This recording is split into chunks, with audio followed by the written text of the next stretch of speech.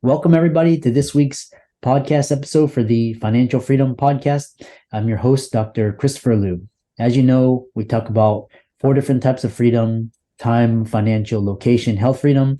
And in that light, I'm always scouring the globe, interviewing entrepreneurs, successful individuals on the cutting edge, leading edge, influencing, impacting the world. So today we have Gail Doby, and she's the founder of Gail Doby Coaching and Consulting. She's also the Chief Vision Officer, and it's going to be a great conversation about building an amazing team, business, success, and how to make it as an entrepreneur. So without much ado, I'll welcome Gail to the show and let her introduce herself. So Gail, welcome. Thank you so much. And I'm very excited to speak with your group and to see if I can share a few nuggets here that might be useful. So thank you for having me.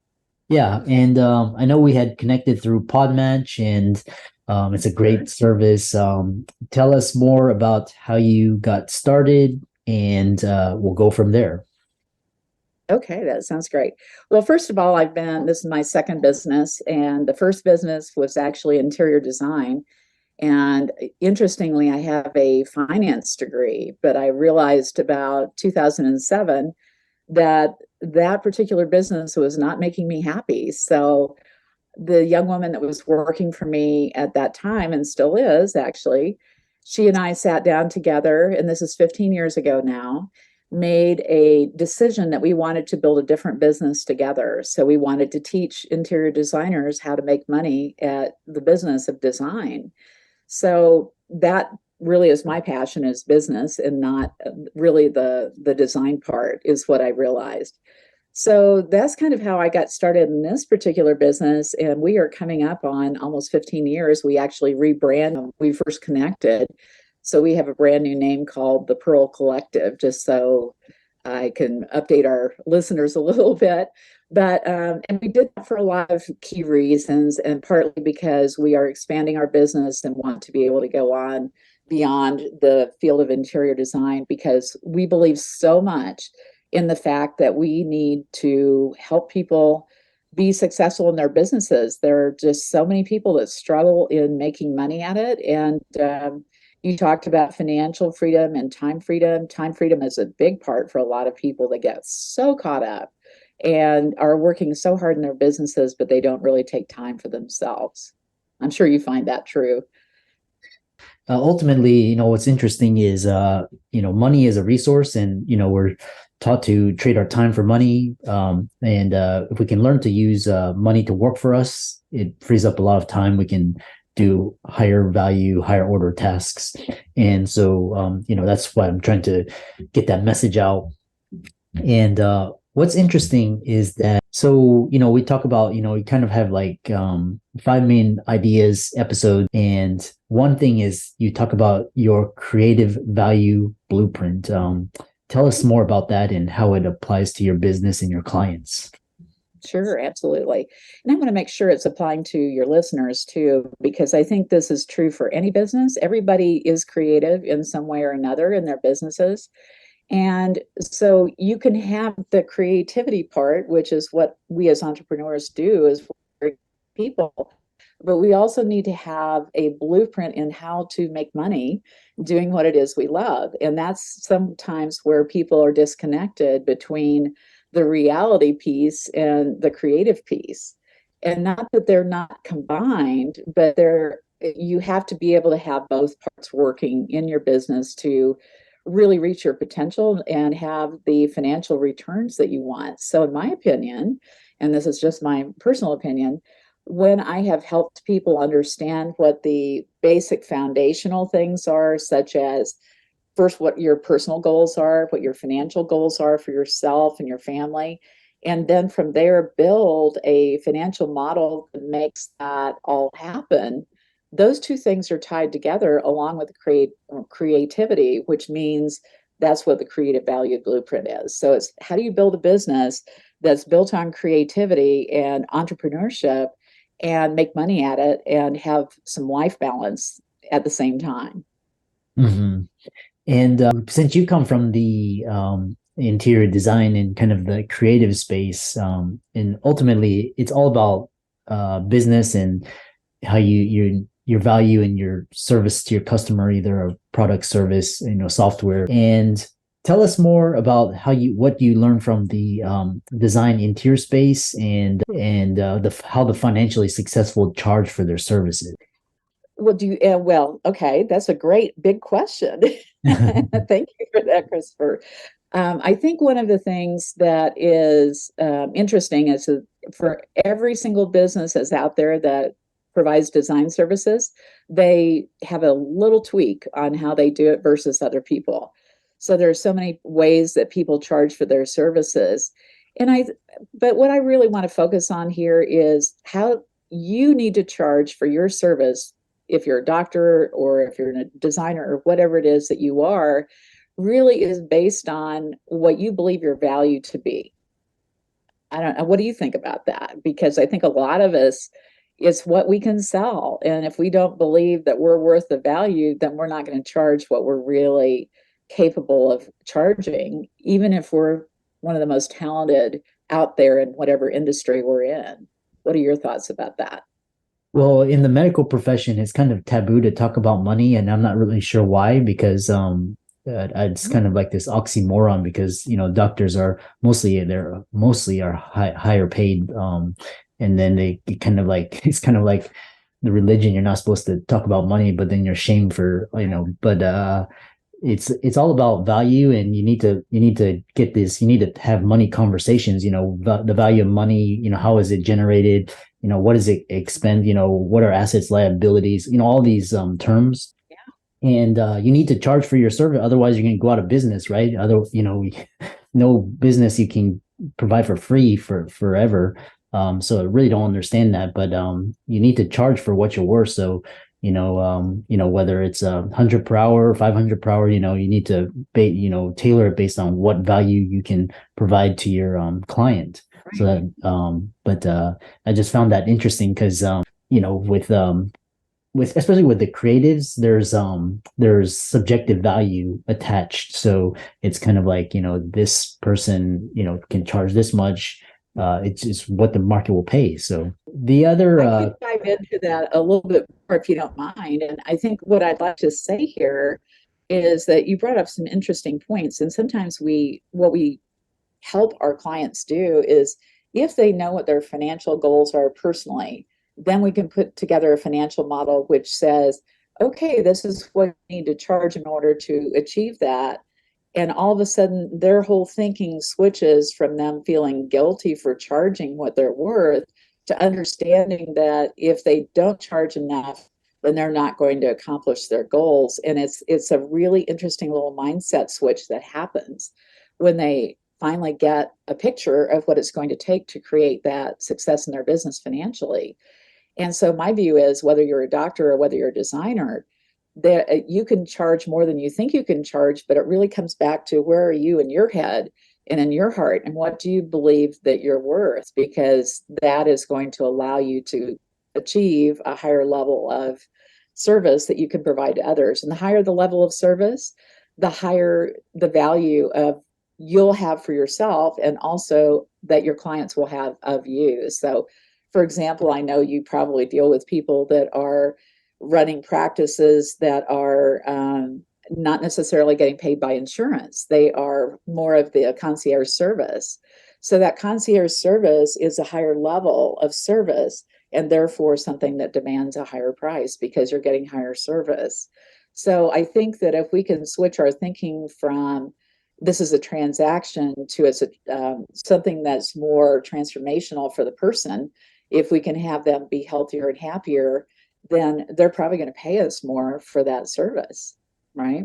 Yeah, it's quite interesting. And then especially health professionals, I think majority of doctors are W-2, and the type of employment is moving towards W-2 because these large organizations are just absorbing everything. And but if you look at like dentists or optometrists, they're more entrepreneurial because they have to open their own practices. There's right.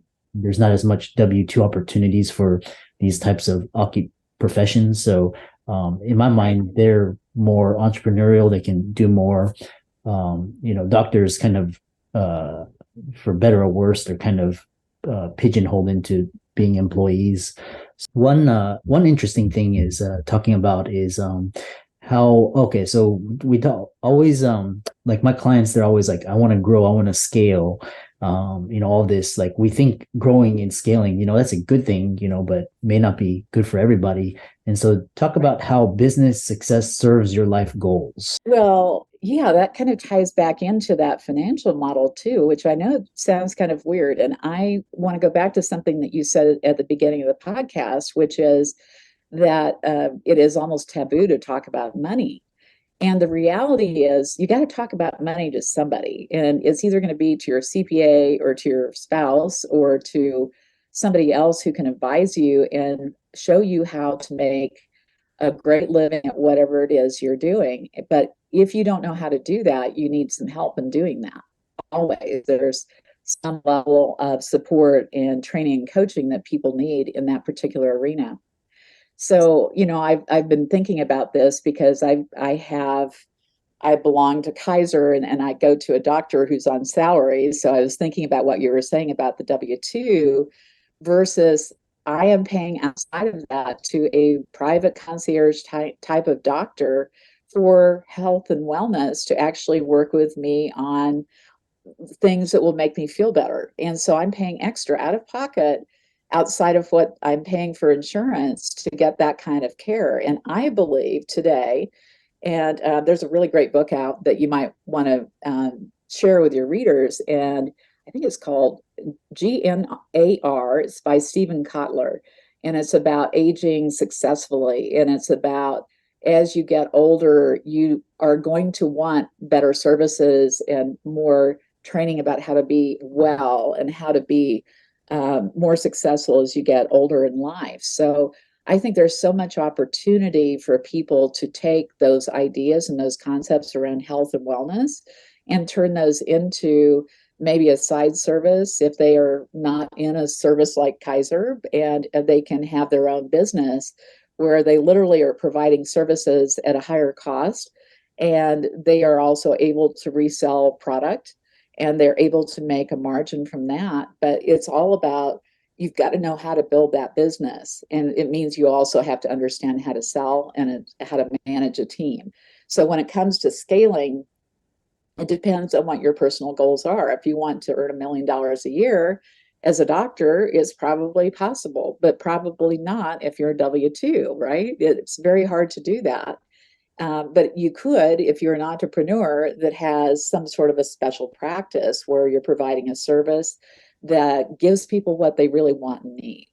So my view is, if you have a valuable service, then it is something that you can scale and provide the level of service and the types of services people are willing to pay for out of pocket.